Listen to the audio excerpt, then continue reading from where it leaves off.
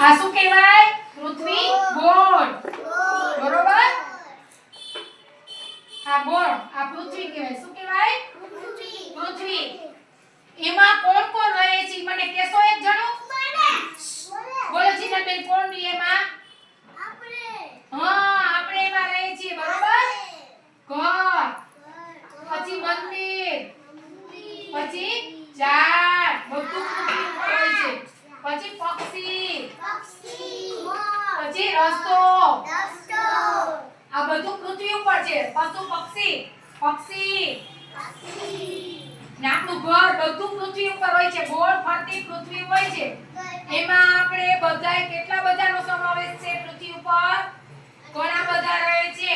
આમાં નદી, તળાવ, પછી પહાડ, જંગલ, આ બધું પૃથ્વી ઉપર હોય છે. શેમાં હોય છે? પૃથ્વી કેવી હોય છે? ગોળ. કેવી હોય? ગોળ. ચાંદો ગોળ, સૂરજ ગોળ, પૃથ્વી ગોળ. હા, પૃથ્વી ગોળ હોય છે. ઓકે, સમજી ગયા? સરસ. આ બધું